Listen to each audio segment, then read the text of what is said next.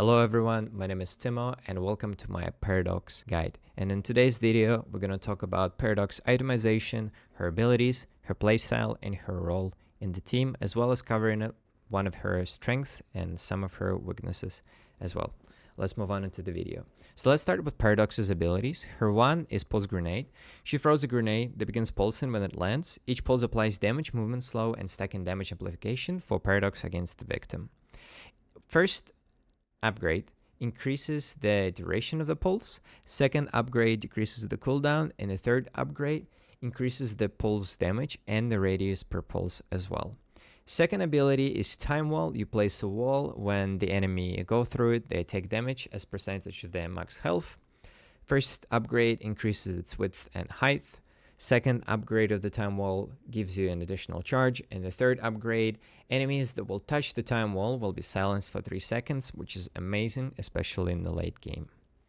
Third ability is your bread and butter Kinetic Carbine. So you start charging your weapon and gain increased movement speed once it's fully charged. Your next shot will release the energy, you deal spirit damage, and a time stop, basically a stun to the enemy that has been hit.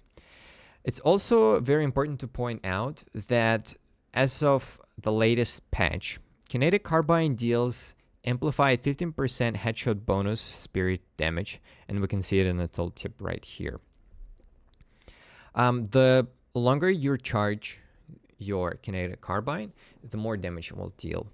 Because if you use it earlier, it will do less damage and it will stop the enemy for a shorter period of time as well. So the first upgrade is the stun is increased. The second upgrade is decreases the cooldown and increases the speed boost duration during your Kinetic Carbine. And third upgrade is increases by 50% the max damage amp. And now the most iconic paradoxical swap. You fire a projectile that swaps your position with the target enemy hero, and you heal for the amount of damage that you deal to the enemy. First upgrade, it decreases cooldown by 15 seconds. Second upgrade, it increases the damage, i.e. you heal for 100 HP more as well. And also the last upgrade is you increase the cast range. So with the abilities out of the way, let's talk about Paradox's combo. Paradox's combos are very important for anyone who is willing to pick up this character and start playing with it. So your Kinetic Carbine is really important, and it's really important to hit them headshots. Then you swap. But ideally, if we disable our cooldowns, we want to Carbine swap and put the wall straight away. So whenever I swap, let's show it from this side, I place the wall almost immediately. And the reason being, in a late game, when our time wall is maxed out, the enemies that will go through the wall will be silenced for 3 seconds instantly. There will be scenarios when a single enemy will actually cross through the wall several times in a very tight spot, because they will try to chase you down, or they will try to chase down your teammate, or they'll try to leave and get away from you.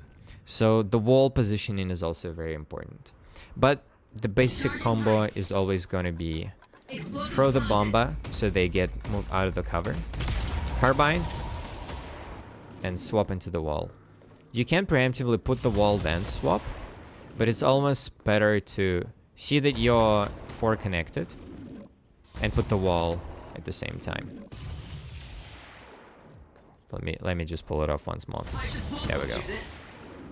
So with the abilities out of the way, I wish to talk about the strengths of the Paradox. So Paradox can be quite a big bully in the early game in the laning phase, as long as you play in it right.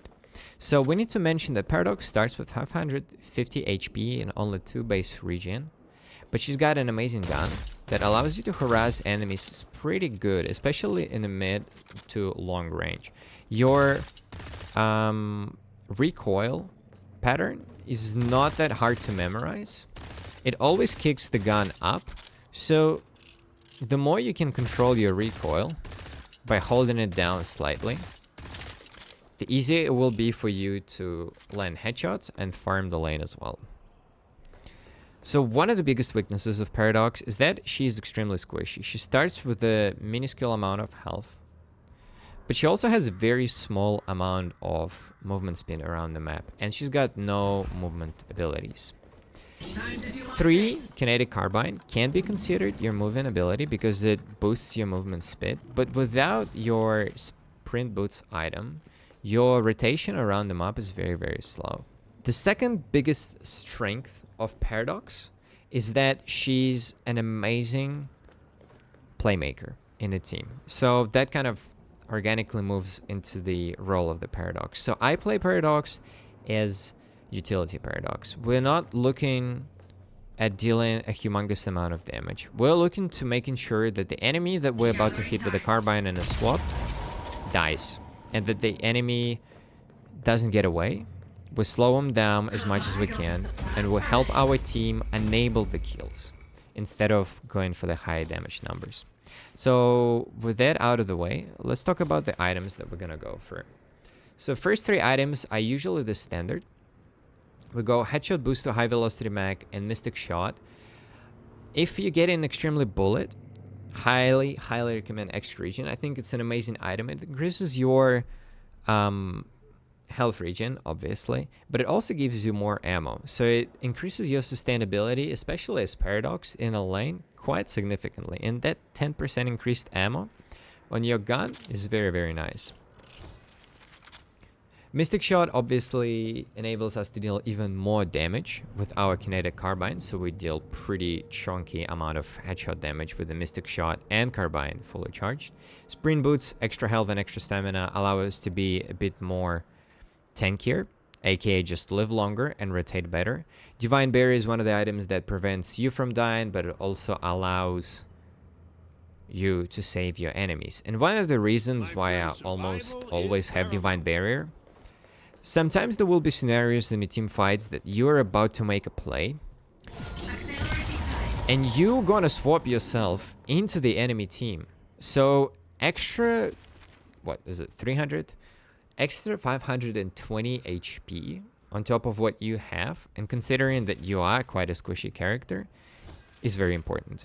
Hollow Point Ward is sustain. Extra charge gives us a chunky second charge for our time wall without us putting any ability points into it.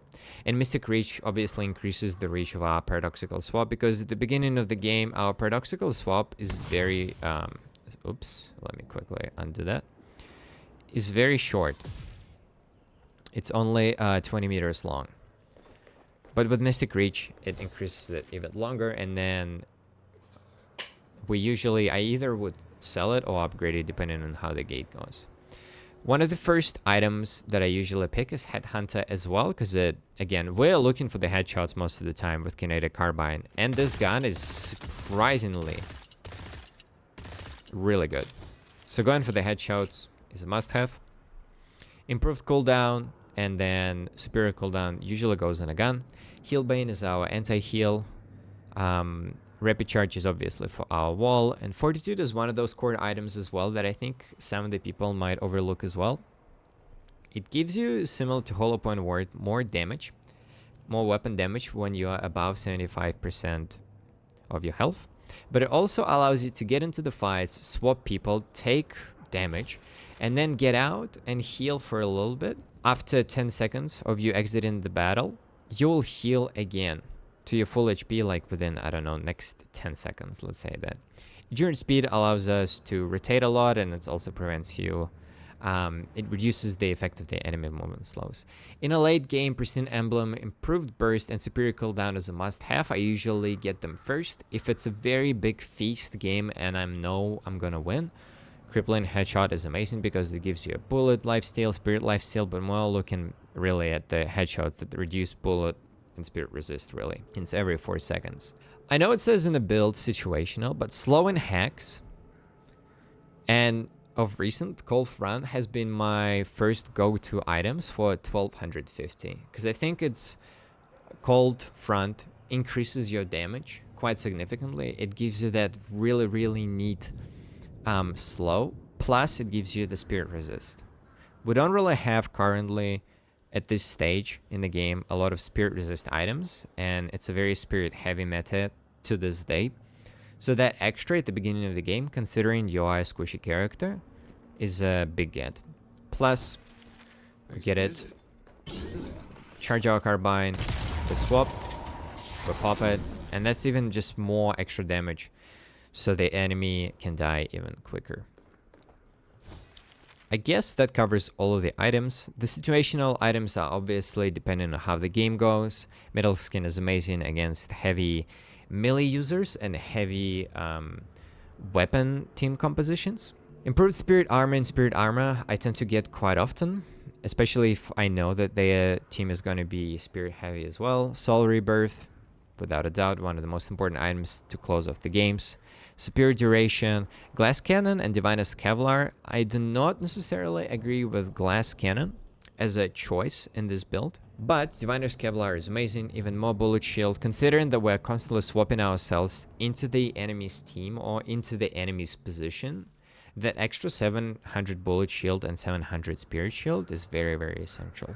The way I prefer to play Paradox and the way I prefer to build Paradox is all about playing around the team. Unfortunately, due to our long cooldowns on both our Carbine and the Pulse Grenade, and that's the items, that's the abilities that deal damage, right, directly. We take ages to clear the camps. It takes a lot of time for us to kill the camps. So you're most likely not going to be the one to do it, and there's going to be probably people who are much better at doing that. For example, Seven, it can be Geist, it can be Wraith. Any of the characters can clear it much faster, just purely due to our long cooldowns. So one of the biggest influxes of souls and of value in Paradox comes from her being active on a map. And one of the also upsides of playing as Paradox is that you actually don't really need a lot of money to pop off. Your items are very, very cheap, and as long as you fill your slots evenly, like the early game to mid game item disposition would probably look something like that. And then I would go slow and hex, and that would be my, like, if I can get this by let's say 10 minutes, that's huge. That's huge. Maybe not even, let's sell this. Where is it? Extra charge is here. Yeah. And Mystic Reach. Like, if we can get this build by 10 minutes, that's a huge win. And as Paradox, again, you just shadow around your carry. You shadow yourself around the damage dealer, and you make sure that they stay alive or you stay alive, and you enable the kills. You are the playmaker, and that's your primary objective. We're not here to deal crazy damage. The team can do it. As soon as we swap someone, the team will deal with it. Because, you know, when you're getting swapped when you play against Paradox, there is so much panic happening into your mind because you know you're gonna die. But also when you're playing Paradox and you're swapping yourself into the enemy team, there is also a high likelihood that they might collapse on you. So that's one of the downsides of her kit. But all said and done, I think Paradox is an extremely amazing character. She's extremely well designed, and she's just a lot of fun to play. I really like combo heavy characters, and I think Paradox has a great skill expression. But she also has a great skill ceiling. So the more you play, the better you become at this character. Well, thank you so much, guys, for checking out this guide.